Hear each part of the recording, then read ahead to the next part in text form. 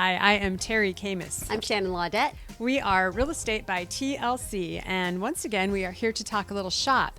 We have an amazing guest today, Stasie Pike with Evergreen Home Loans. Yes, today's topic is the top 3 things that buyers want to know when getting a home loan.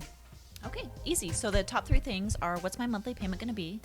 What's my down payment requirement? And what are the closing costs associated with the loan? What's my cash injection at the end? Awesome. We would love to hear you expand on that just a little bit more. Okay, well, let's start with monthly payment, because I think often when we know what the client's goal is to not exceed a certain monthly payment, we can structure around that, and at least as a starting point.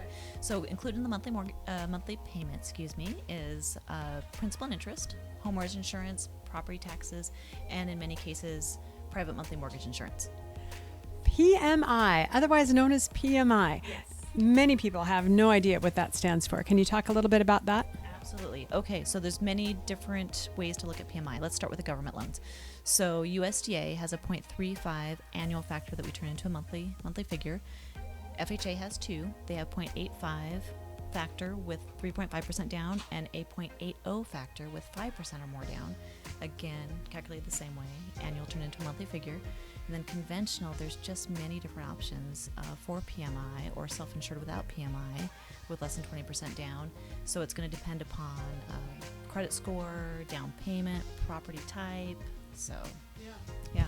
You know, it's interesting. Stasie just mentioned with less than 20% down for a conventional loan. I think a lot of people out there are still under the conception that in order to get a conventional loan, you have to put 20% down. Good point. And yet you just said less than 20% down. So can you talk about that a little more? Yes. So let's just start with, your specialty programs. You can have a 0 down conventional loan technically if you use a specialty program or a down payment assistance type of program.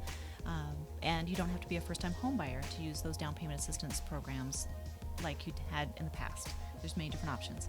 So with that said, 3% down with Fannie Mae and Freddie Mac for conventional financing is the lowest down payment requirement for a first-time home buyer, which could be somebody who hasn't owned in 3 years.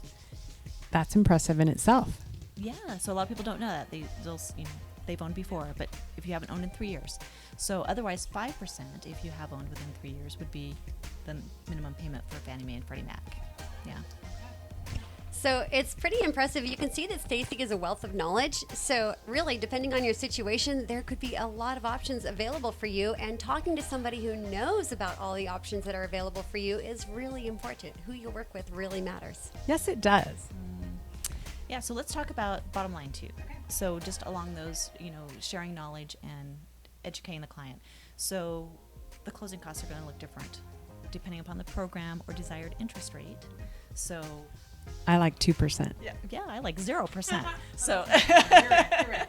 So yes, so it's going to look different depending on what you desire your interest rate to be and the program you're using and how much you put down. So I really encourage buyers to get an itemized cost breakdown of all things entailed in the scenario or different scenarios and compare, or use that scenario to shop around. One of the things that I have really appreciated when I have worked with you is that not only do you spend a lot of time educating the buyers, but you always follow it up with email. And so I think oftentimes when we're in a discussion, especially something this important, people are nervous. They've got a lot on their minds. They don't retain everything that they hear. So for you, breaking it down in an email, and I always get copied on it, so I know exactly what the communication looks like. And they have the ability to go back and dig in a little deeper, refresh their memories. So I think that's huge and much appreciated. Oh, thanks. Yeah, I do think it's important to not only say it, but give them something tangible to look back up on. So, yeah. That's huge. So one of the other reasons that we wanted to bring Stasie in today is that Shannan and I recently did a Shop Talk video, and we were talking about low appraisals. And we actually thought we were correct, but we misspoke. We were talking about low appraisals and VA loans. And so we reached out to you then to get some clarification. Would you like to talk a little bit about that? Yes. So for many years, we thought the VA appraisals followed the property, and I think for a while they did. So I don't think that necessarily people were wrong in that, but they don't. They don't currently follow the property. The VA case number follows the veteran. So they do not follow the property. In fact, I called the VA the other day to ask when that changed, if it changed, and I spoke with a very nice gentleman who said, I don't know, let's call it a few years ago. So So at least as of a few years ago, has not been required. But FHA, it does follow the property, and it'll follow the property, let's say, for as long as the appraisal is good. So in many cases, that's 4 months. That's new to me too, because I always thought appraisals were there for 6 months, not 4. I'd like to know where the announcement was. How come they didn't announce this? Probably was announced, but we're looking at so many different things that we missed it. So thank you so much for joining us today. Yes. And as always, if you have any questions at all, you can always reach out to Teri Camus, me, Shannan Laudet, or the amazing Stasie Pike with Evergreen Home Loans.